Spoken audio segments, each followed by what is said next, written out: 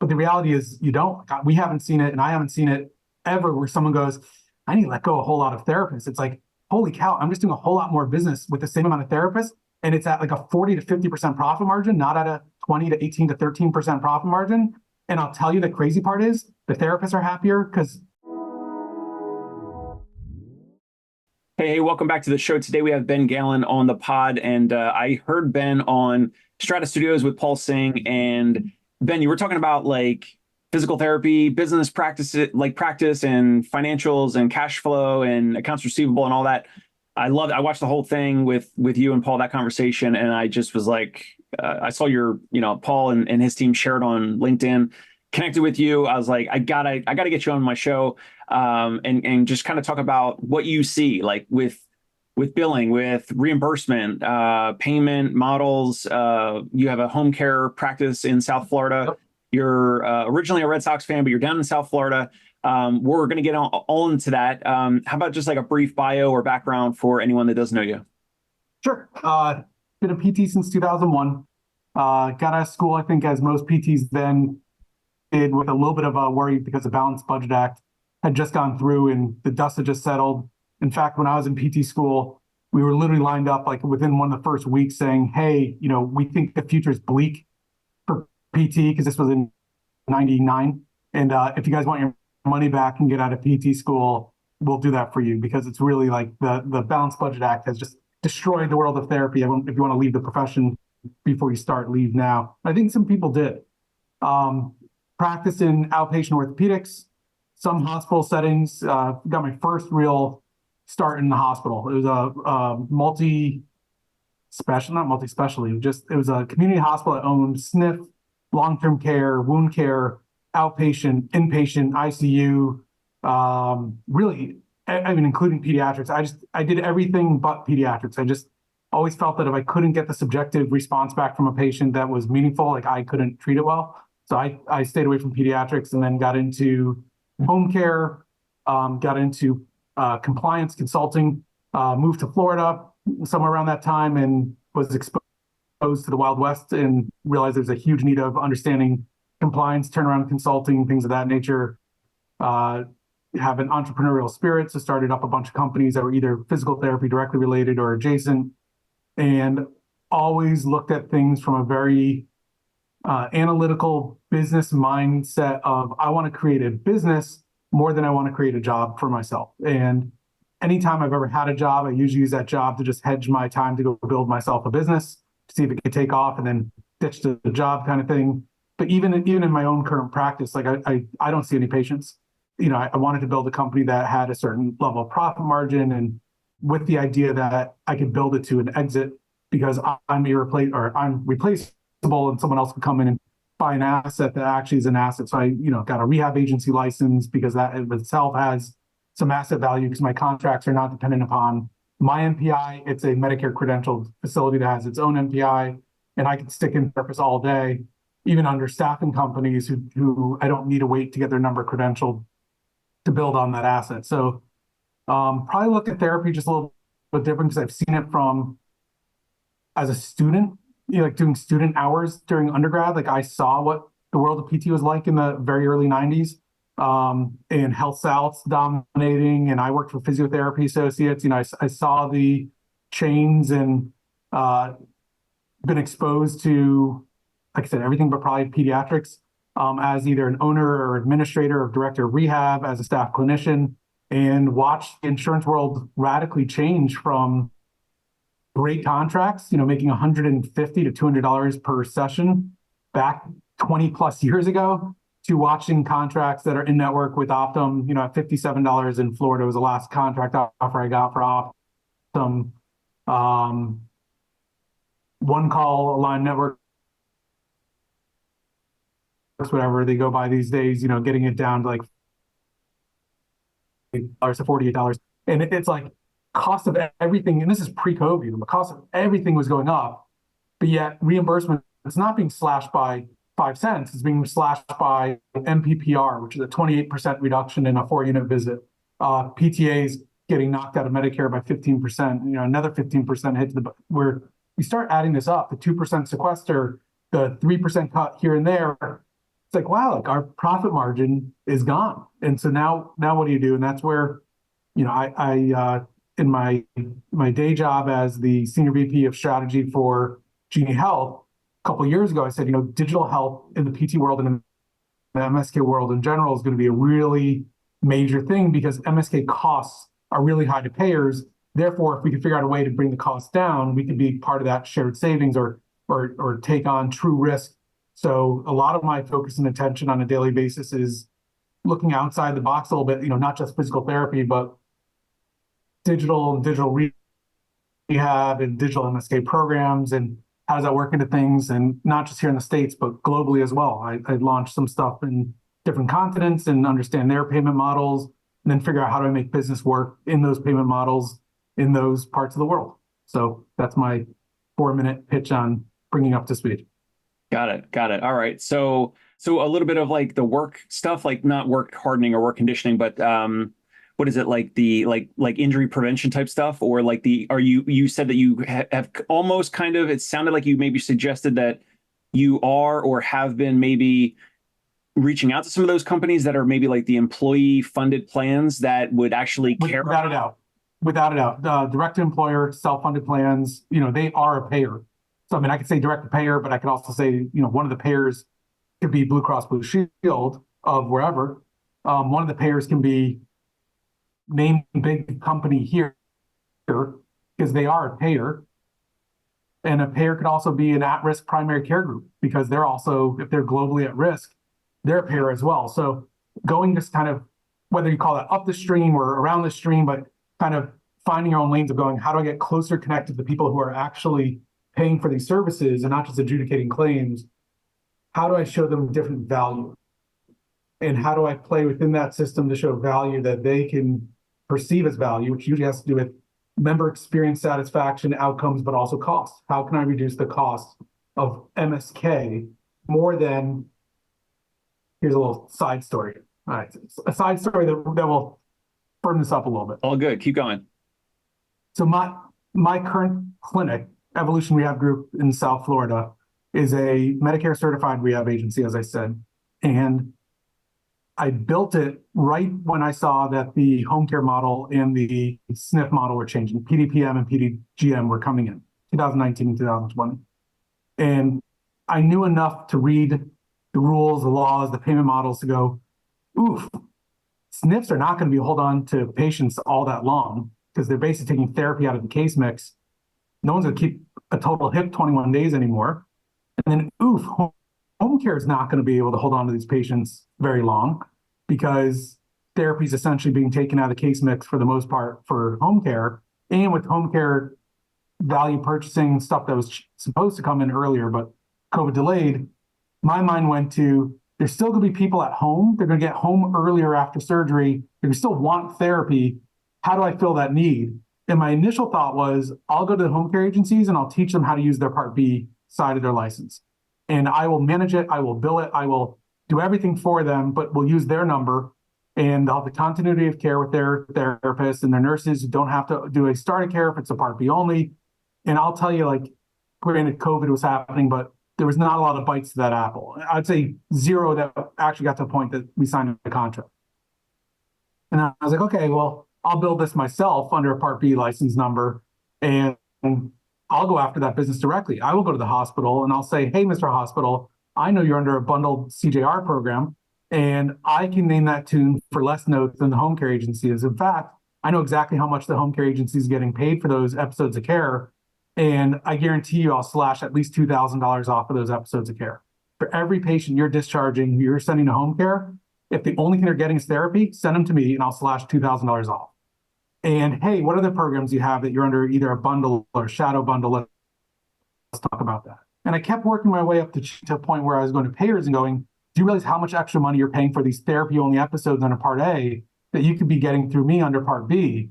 To a point where I landed at a at-risk primary care group who in a DC model at that time. So they're direct contracting with Medicare at risk.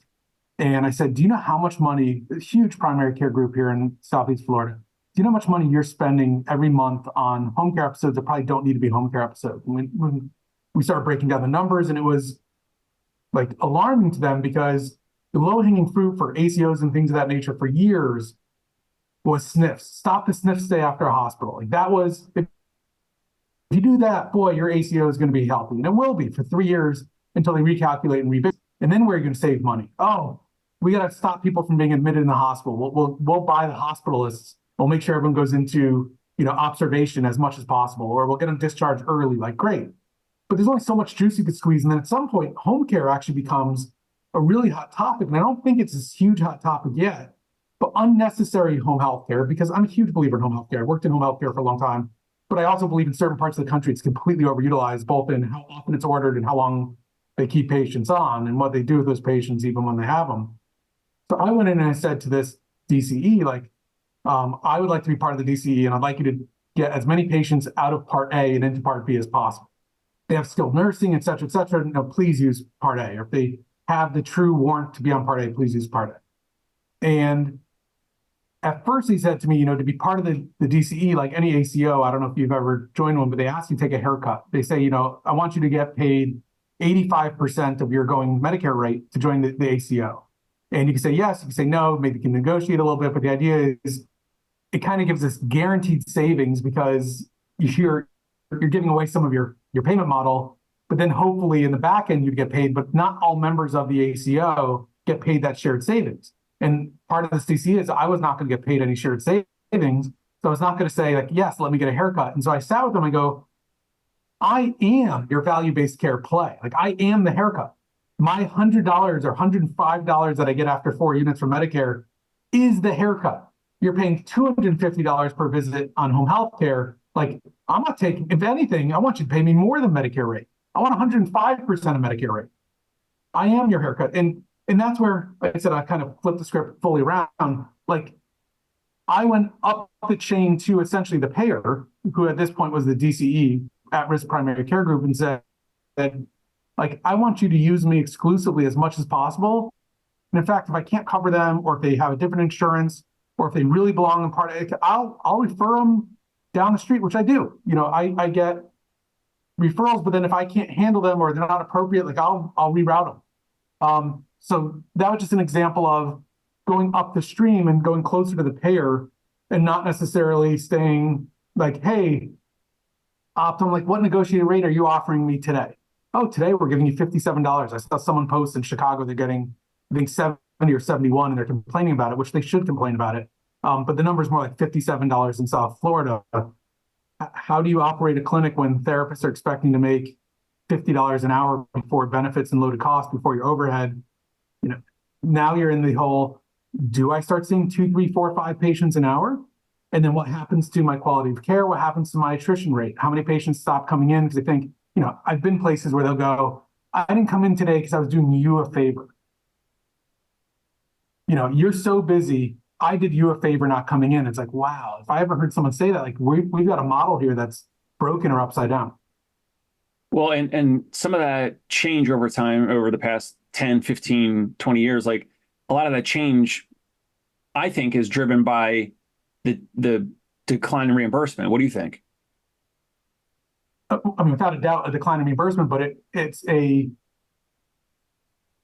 profession has done a bad job. Up until, like, APTA just put out some awesome stuff, but it's the first time in 20 years. But I'll say the problem is we have not, as a profession, done a great job to explain to the payers, again, whoever the payers are, employers, actual commercial payers, Medicare Advantage, Medicare, et cetera.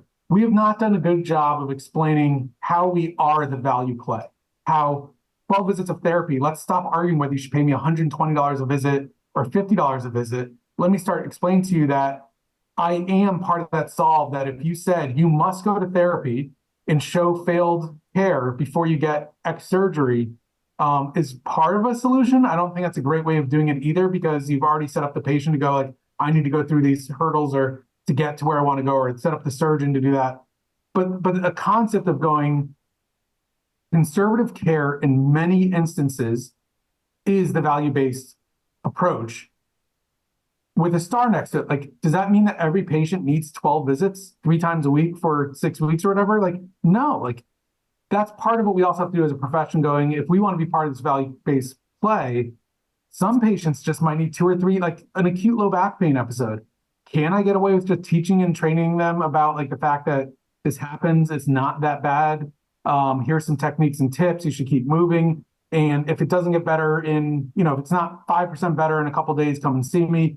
But is there any reason I can't get that patient better in 2 or 3 live sessions and maybe some remote monitoring in between and some asynchronous chat? Compared to, does every patient need 12.5 visits with 4.25 units? And that's where we stab ourselves a little bit, just saying that like, we have this hammer. Every patient comes for 1 hour, 3 times a week, although you and I both know that those days are even over. But let's pretend they're still here, because I know a lot of big chains still have a metrics of like, what's my fall-off report? Who's not coming 3 times a week? But 3 times a week, 4.2 units of good units, and here we go. Like, that's also a disservice, because it's hard to show value when we have the same hammer for every nail. But on the other hand, like, the closer we get to showing these people value, the less we're worried about the decline in reimbursement. But until we show value, yes, we're playing the game of, I would literally get letters, because I'm in a saturated area. You're in a saturated area. You probably get the letters of, your peers are willing to take this amount of money. If you come underneath them, we could make sure that most of these cases come to you. And you know that it's like, if I say no, can I afford to lose 25% of my business? But if I say yes, I'm losing 25% of my profit. And which one's harder to actually deal with? And the real reality, like, I guess bold, underline, star, put this on the podcast, like, it is harder to overcome a 25% loss in profit in a low margin game to begin with. Therapy, like, there's not enough margin where if I'm making $100 margin per visit, maybe I can afford to take a 25% hit for volume. But we're taking such a low margin per visit, you can't afford, a 3% cut, a 10% cut, 25% cut, that 15% PTA cut. That's a major cut at the timing that they did that.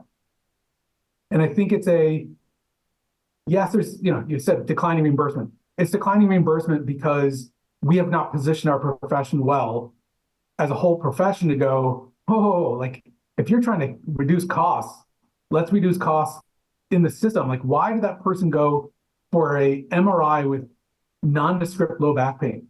Why did that radiologist, or why did the neurologist do an EMG NCV on someone who has almost no radicular symptoms whatsoever? But if they do, they're benign radicular symptoms where, does it matter if I know it's a difference between L4 or L5, or if it's L4, or, they're trying to rule out diabetic peripheral neuropathy on someone who's barely diabetic or has no stocking glove pattern? Like, how much does that all cost? How much does the MRI being done at the hospital versus being done in an outpatient center cost?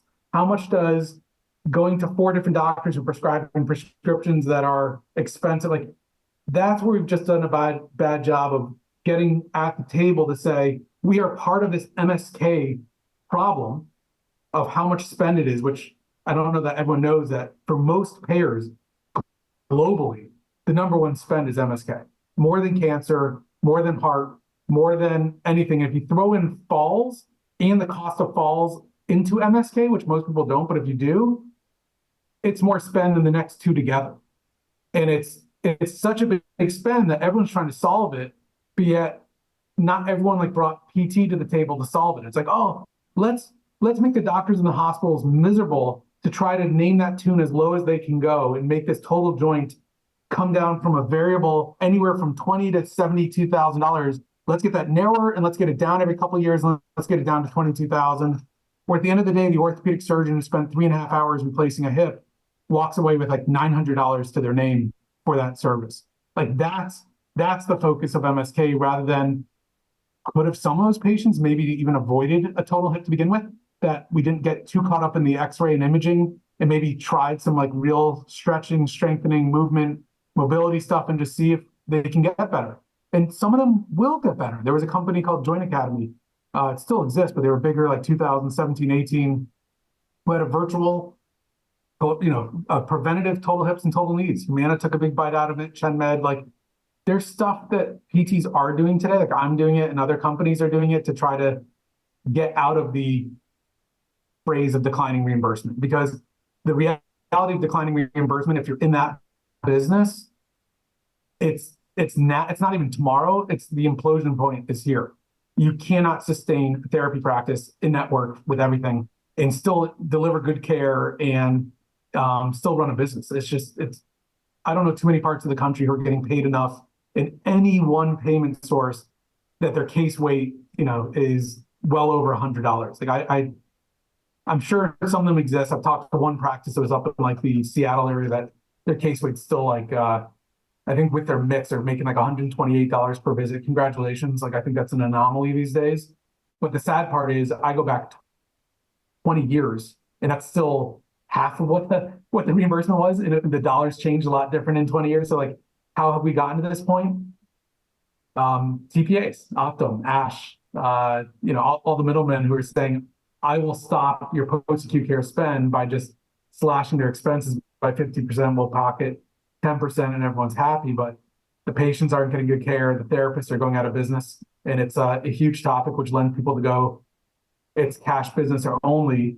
I do believe that cash business is right for some people. I just shudder to think that we turn our profession to a cash only business. And I know that's something that you said you do, and it works in certain geographic areas, and I'm sure it does.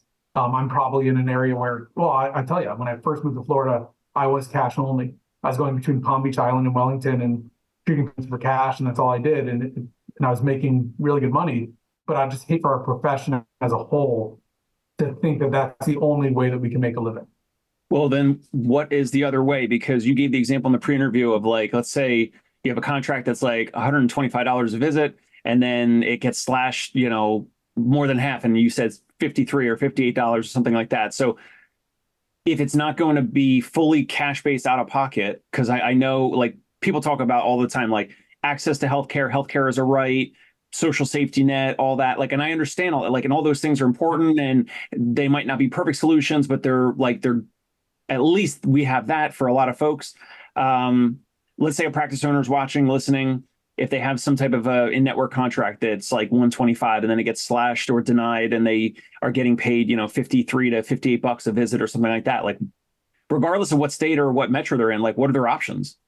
I mean, after they throw up a couple times that night and realize that their business is like severely hampered, depending on what percentage. I mean, I can tell you in my past life, we went out of network on virtually everything.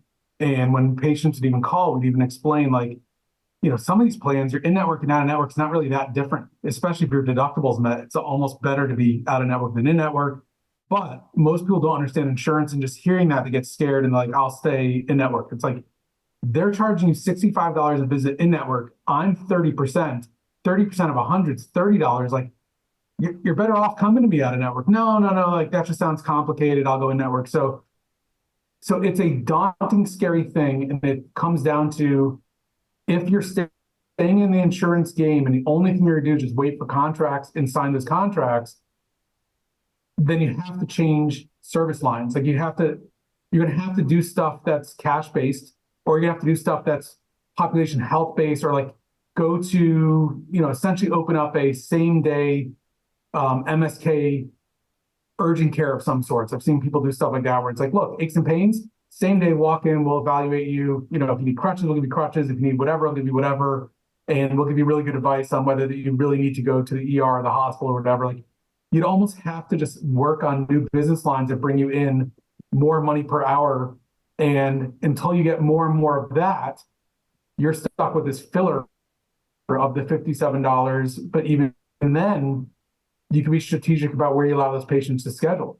I mean, do you let them schedule at 5 o'clock when you've got 8 people who want that time slot and 6 of them have good paying insurances? And the reality is, I would say no. Like, I would say no, that person who's paying me 57, you've got between 1 p.m. and 3 p.m. to come in here if you're willing to. And if not, I don't really need your business. But some folks in our profession would get super pissed if they heard you just say that if there's 8 people, sure. You're only going to pick the higher payer insurance to choose they get that slot because they happen to have a better plan. There's a ton of colleagues that I know absolutely would say that's not right. I have no doubt about it. Right. And they're waiting for me to say something like, well, I'm not a not-for-profit. I'm not a not-for-profit. And at the end of the day, like, we have to be paid fairly and compensated to our license. And I can't run any business at a loss, or else it's not a business. And I think I joked with you about a hot dog stand. I actually ran a hot dog stand in my high school and college years in the summers. And even then, it's still a business. If someone says, "Oh, can't you just give me a free bag of chips?" Like, no, like I don't care that you're hungry. Like, I paid for that. I have a profit margin I'm trying to get. Maybe as my hot dogs are getting a little old, I want to sale to get rid of them quicker. But it's still a business. And yes, I could be the bad guy and everyone's have a dartboard with my face on it and throw a dart at me. But it comes down to, can I take a 25% hit in reimbursement, or can I see 25% less patients and still have a high case rate? It's easier to reconstruct your business around a higher profit margin and just see less patients and be open less hours and make a really good living. In fact, you may net the same and have half of the headaches because you're not, the amount of money spent on RCM is high, and just the amount of money spent on onboarding a new patient is high. Like, I don't think people ever really calculated how much it costs to get that person in the door, and get them to fill out the paperwork and come and see you that first time. There's a lot of costs associated with that. And if every time you're doing that, you're essentially signing yourself up to lose money, it's a scary business. So you say, people are going to be pissed and upset. I think those are the same people who start going like, why can't I afford payroll? Like, why, when Change Healthcare went down for X amount of weeks already at this point, why am I thinking about going out of business? Because in the year 2024, getting a line of credit is not easy. And the amount of money you'll pay on a line of credit is not 4% or 3% or 1% like I'd get in 2006 or 7. It's 12, 15, 17% for a line of credit. A lot of times they also want collateral. What are you collateralizing your house over a job that's like imploding on itself? So it's tough, and it's kind of like harsh reality. And it's not that I don't feel bad. It's not that it's not like I said, I mean, I would go throw up a couple times when I'd see a contract like that change overnight. And we go, oh my gosh, we're making $138 with United Healthcare, and now I'm making $57. And I'm paying my therapist 30% more. And my healthcare cost for their insurance is 50% more. And my rent went up $2,000 a month. And my stupid stim pads are no longer 50 cents for a bag. It's 50 cents per stim pad. And yeah, it's a stark reality. And it's why I think there's a huge push of the profession to go, tear up the contracts and go cash. And I think for some people, that is a way to go. Like, I'm not besmirching that or not tearing that apart, because sometimes to go to the payer and go upstream, like, you need critical mass, which might be that you need to band together with 8 or 9 of your competitors who you may not see eye to eye with, but you need to have a geographic coverage area that's going to be reasonable to go to a payer with and go, hey, look, we're this conglomeration called Ben and Dave Co. And we cover not just Manhattan, but we cover all the boroughs. And this is what we're willing to do with you. Like, you've got some critical mass, you cover a big area. You can now say we could do some interesting things with contracts. Some of the stuff I talk about, like, I'll be on the phone with somebody like, I have one small clinic. It's me and another PT. We essentially draw from a 5-mile area. Like, what can we do? And the reality is not much. Like, that's maybe when you go cash, cash and lean and mean. You don't have enough leverage there if it's just one or two. You don't have enough, you don't have enough critical mass, and it's unfortunate, but it's also something where you go, well, what can I do about that? And that's when you start going like, social media really connects people a lot differently than if this was 20 years ago. Could you conceivably find 30 or 40 like-minded independent practices to band together? Now, I'm not saying you share in profit and loss, but just band together as an LLC with all your S corps or all your C corps or LLC corps underneath it. Like, absolutely, it happens all the time in medicine. I mean, there's some of the largest orthopedic practices I can think of in Florida are just bands of independently run groups who just have one larger corp to help negotiate contracts, negotiate buying power of, when I buy my implant, I'm going to get it at a discount, so we're buying it all together. And I don't think there's this, and I'm not saying unionize, but I don't think there's this idea in the PT world of like, my one lone practice here is worth so much, which is a whole other conversation. I'm not talking about the value of 100 of us band together, or if I get every single county in Florida covered with at least one clinic, you've got some power. Now you can do some interesting things with payers. You can do some interesting things with hospital systems like HCA. Hey, HCA, you want a discharge program where it's all Part B in the home? Like, I can cover everywhere that you've got a hospital in Florida. I can cover it. It's one contract.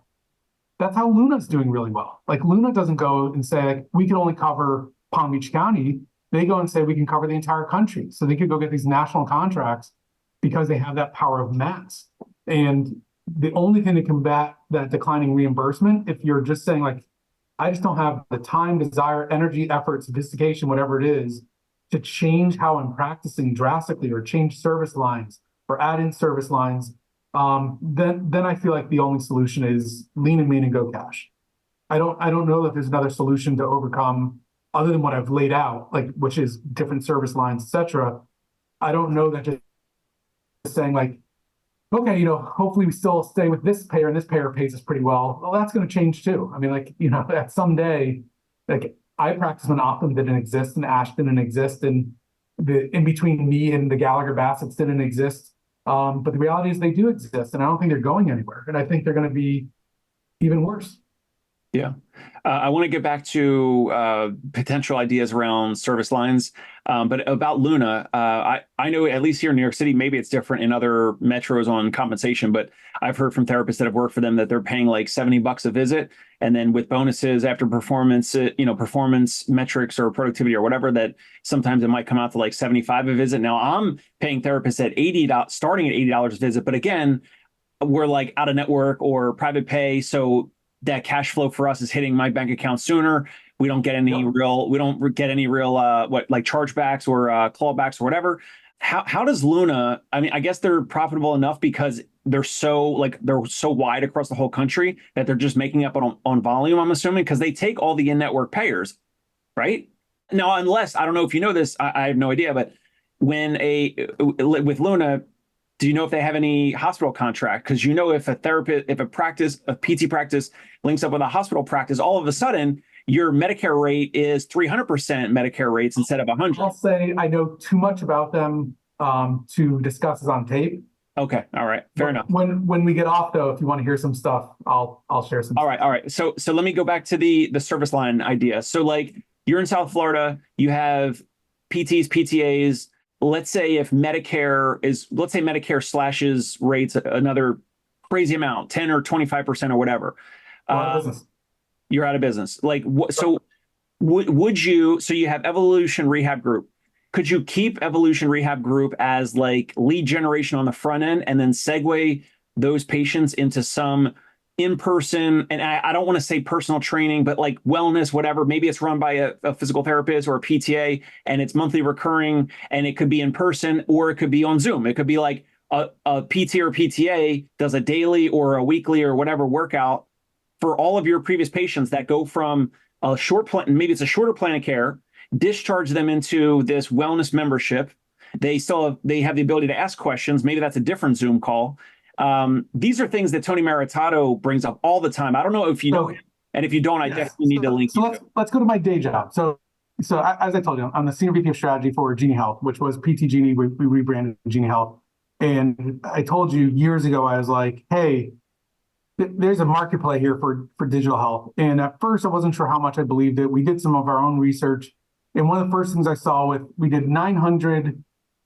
Shoulder replacement patients and 900, it was like 935, but let's just say 900 shoulder scope patients, rotator cuff repairs through the scope. And we said, because it was during the pandemic, like, hey, let's compare these patients to the ones who've gone in clinic and let's see the outcomes, both at a pain, satisfaction, and ACEs score at like 3 months, 6 months, 9 months, 12 months, 18 months.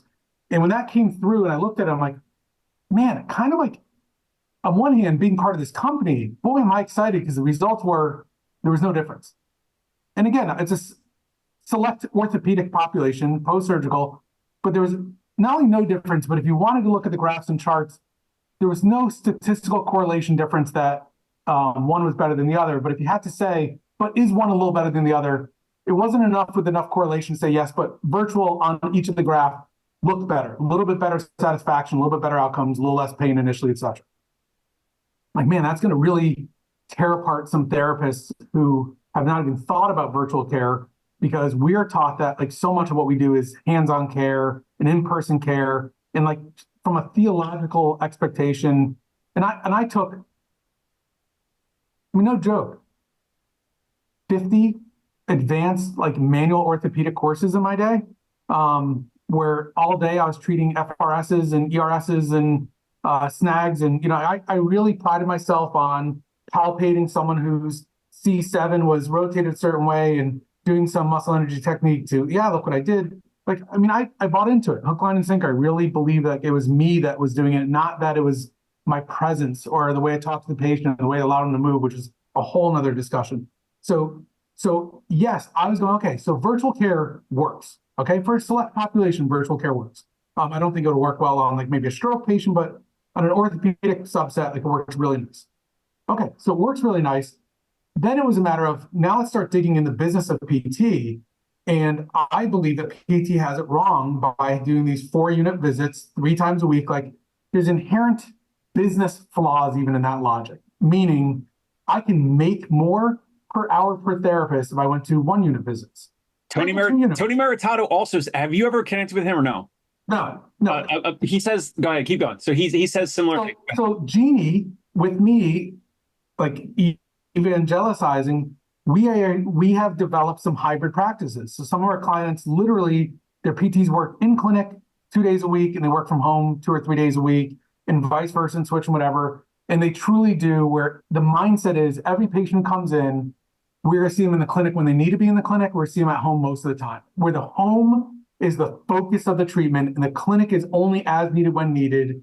And the live calls, the telehealth calls are, who's that guy from Lord of the Rings? Like, You Shall Not Pass, whatever his name is. I don't know. I'm not a fan. They're playing conductor. Yeah, I can't even remember. But you're playing the conductor role of like, you are progressing, you're not progressing. We should change your care plan. We should not change your care plan. We should progress you. We should regress you. They're doing that on the live call. Like, look, I see your data coming in from remote monitoring. It's not looking too hot. And I'm seeing you're having a lot of problems with like XYZ. Like, let me see that from my own 2 eyes, see what's going on. And so to answer your question with a really long story, I believe that you could transform the model of delivering care and make it more profitable. And you could come up with even cash rates of stop, like immediately when COVID started kind of dying down a little bit, we saw people going, oh, no one wants to do telehealth anymore and digital anymore. It's like, no one wants to do a replica of the clinic at home. Like, I don't want you staring at me for 45 minutes while I do exercise. That's creepy. I don't want it. I don't like it. Can't you just tell me what I need to do? And then I'll tell you how I did, or even better yet, monitor them and know how they did. And so how do we change this model? Like, we are a firm believer in 1-unit telehealth visits, remote monitoring, and 2-unit in-person visits as needed. And the profit margin on that model is scary different than a 4-unit visit, knowing that we have a national average rate of 20% cancellations, or maybe even a little higher in some areas. You bake that in, a 1-unit cancel doesn't impact my bottom line at all. It's 1 unit, $26 coming back from Medicare, let's say. So a little pushback for that is that Tony Maritato, who I need to link you to, he mentions this all the time or often. You then have to be very good at marketing because now you need to fill up more days, more business days with more patients if they're coming in for only 1 unit, whether it's telehealth or in person. If it's only 1 or 2 units, each therapist's caseload, which is actually which I would push back to you. I've never heard of a single therapist in the United States of America who has a staffing overage problem right now. Like I've yet to those people right now who are going, I've got more staff than I know what to do with. Everyone seems to have a staffing shortage throughout the country. So if I can tell them, you don't need to hire more staff, you don't need to open up brick and mortar fixed costs, and you can now see double or triple the amount of patients per therapist, how do you push back to that? No, so my pushback is you need to be treating more patients per day. Like instead of 1 patient for 4 units, right? Because for 4 units, you're gonna make $100-something bucks. If you're saying, let's just say hypothetically, you have a new clinic, Ben and Dave Co. PT clinic, and it's only 1 unit in person, or it's 2 units in person, 1 unit telehealth. So then we're making what per patient visit? Aren't we only going to make $50 or $60 or something? Yeah, but per hour, I'm making, let's say, when you throw in remote monitoring and you throw in the 1 unit with no MPPR, I'm now making on a Medicare basis, let's say I'm making $128 per hour compared to $103 per hour because I was doing a 4-unit visit. And again, my cancels are not going to hurt me as much. My cancel rates, believe it or not, our cancel rates are under 2%. Most clinics are under 1% because it's not an inconvenience. You're doing it from home. It's 1 unit. And if I tell you you have to get to the clinic right now, they believe you because they're going like, you haven't made me go to clinic that much. If I really need to get there, and I'm not going to ride the bike for 30 minutes. I'm not going to get heat and stim put on my back for 30 minutes. Like, I'm going to get either some real hands-on care for 15 or 20 minutes, or like something that I just really can't do at home.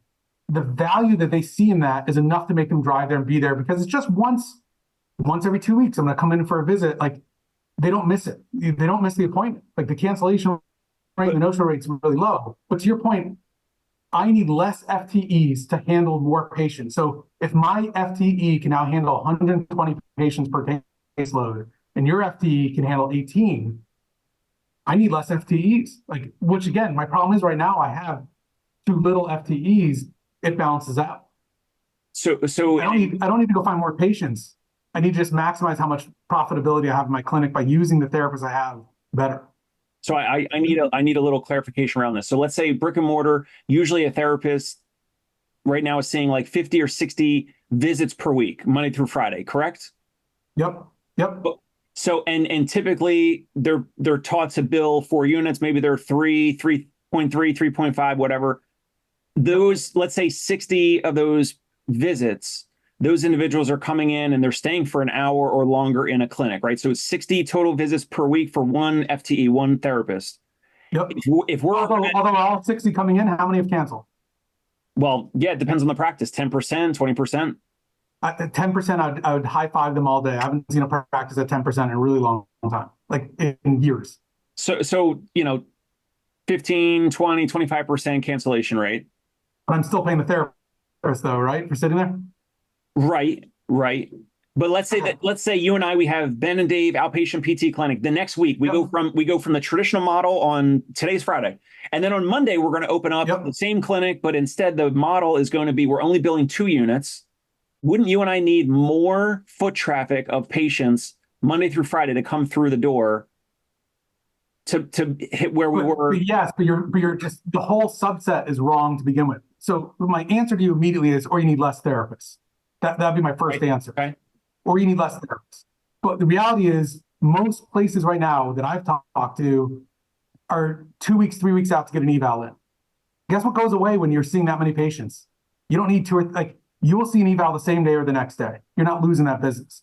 So you're inherently getting more business because you're capitalizing on the referrals that you're getting in, you're getting them, and then the patients are staying through a longer duration of care. So therefore, instead of them just disappearing in the black hole after 7 visits like a lot of them do, they're coming for a longer period of time. So I don't have to keep re-upping how many new referrals I got, because I have these patients staying on and trailing on for longer. So if my length of stay is now 4 to 6 months and not 3 weeks, because they go, this place is a mill, and I just can't stand here with 8 people being treated on top of me, and they just go, I do you a favor by not coming. Like, your entire construct is only real as like non-reality. The non-reality is most of these clinics have a crazy attrition rate, a crazy no-show rate. They're constantly churning and burning to get patients in the door. And they have this long wait where a portion of the referrals are never making it in because they're making them wait 2 or 3 weeks. So they're going next door, or they're going up the street, because if I have a shoulder pain problem, I just had shoulder surgery, I'm not waiting 3 weeks for an evaluation. If I now make it where I can guarantee same-day service for everyone, because I've got all these 1-unit slots. Somewhere I've got a 2-unit slot I can do an eval in. Here we go. I can get your eval in. Great. Because what I can't do is, if I'm only seeing 10 patients a day, it's really hard to sneak in an eval. Like, it's virtually impossible. How many therapists go, yeah, throw 3 more evals on my desk today. No problem. But guess what? I can get those evals in real quick. And this backlog of patients and this extended care of patients that mean I actually have, I opened my doors yesterday, and now I have 5 patients, and I have 10, and I have 20, and I have 30. At some point, like in my Medicare world of home care, the most out of patients, like 2.5 months. Like, I have a cycle of, if I'm not getting certain amount of referrals every month, like I got the ebb and flow, like you do too. New patients coming on, old patients coming off. So there's that ramp up where I'm in that sweet spot where now I'm at homeostasis, where I've got my census of 100 patients, 150 patients, because there's constantly people falling off and coming on.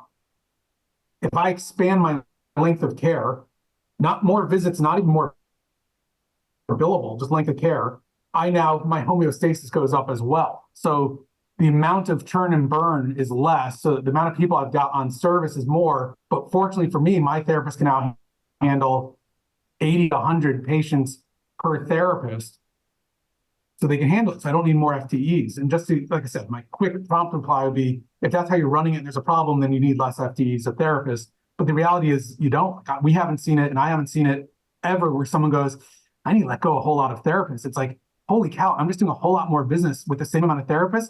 And it's at like a 40 to 50% profit margin, not at a 20 to 18 to 13% profit margin.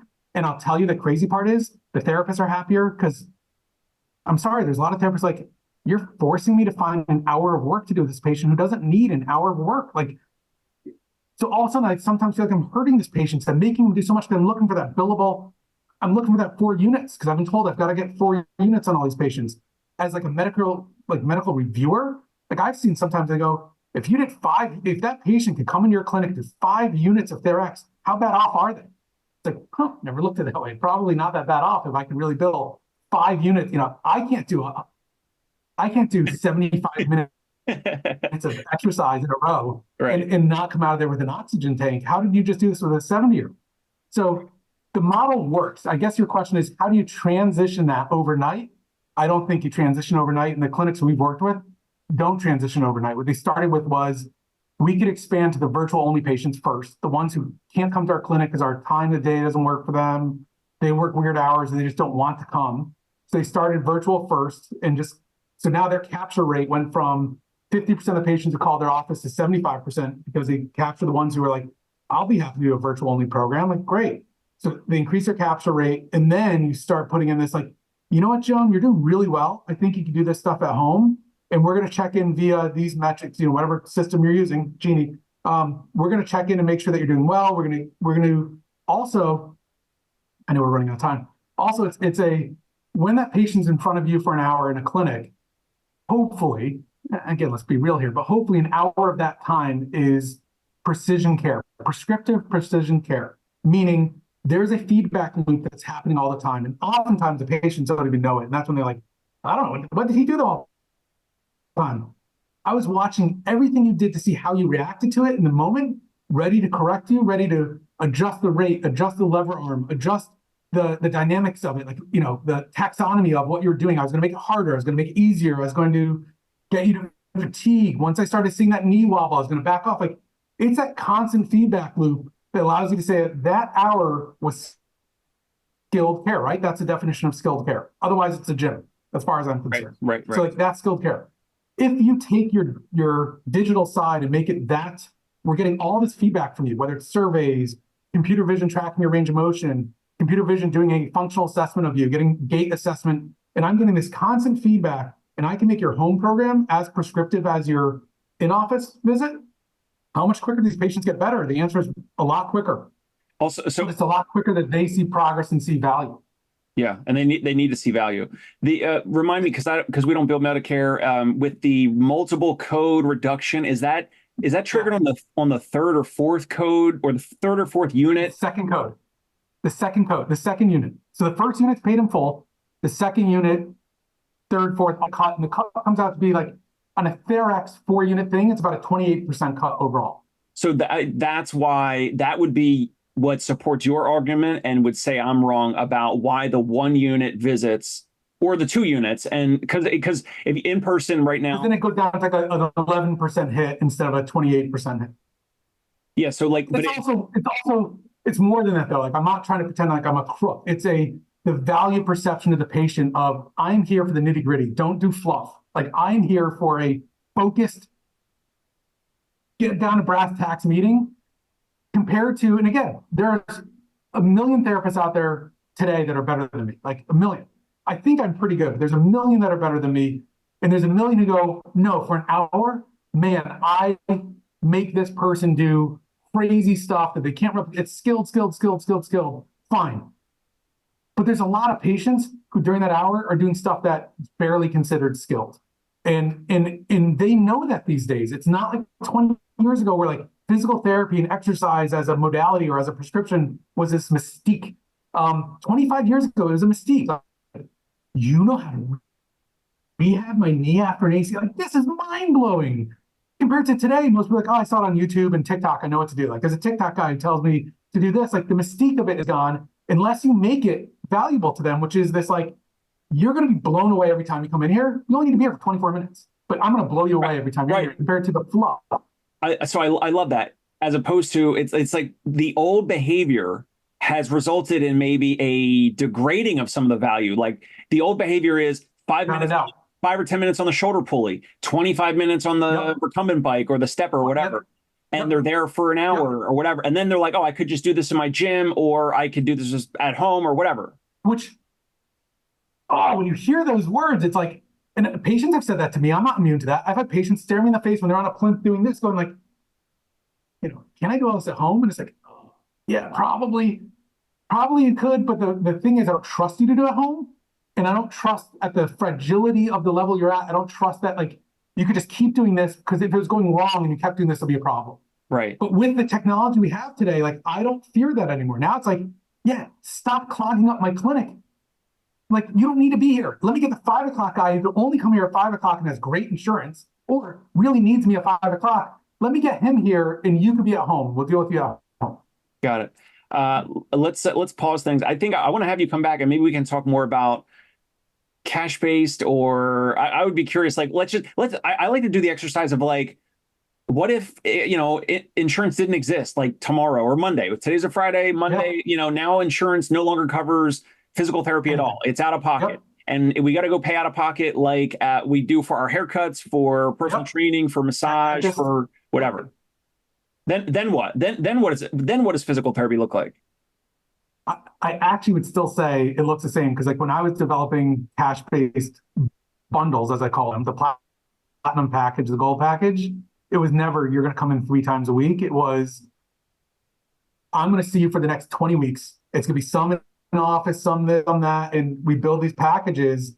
And I found really good success in that, because A, the profit margin was really nice. And B, the value and stickiness of that patient seemed to be better to me. So definitely something worth talking about. What's a good place, whether it's maybe LinkedIn, for them folks to reach out to if they want to connect, or email address or anything like that? LinkedIn's good. So Ben Galin, Galin. I can put the link below in the show notes. Ben, it was awesome to connect and talk. Great stuff. Yeah. When you stop recording, let me give you a little tidbit on Luna, just for your own curiosity, I'm sure. Here we go. All right. Thanks, everyone. Hey, it's Dave Kittle. Are you a healthcare business owner or physical therapy practice owner who is looking to figure out your succession plan or exit strategy? We might be able to help. And in fact, we may be interested in acquiring your practice. If you're interested, you can reach out to me. Shoot me an email at dave@conciergepainrelief.com.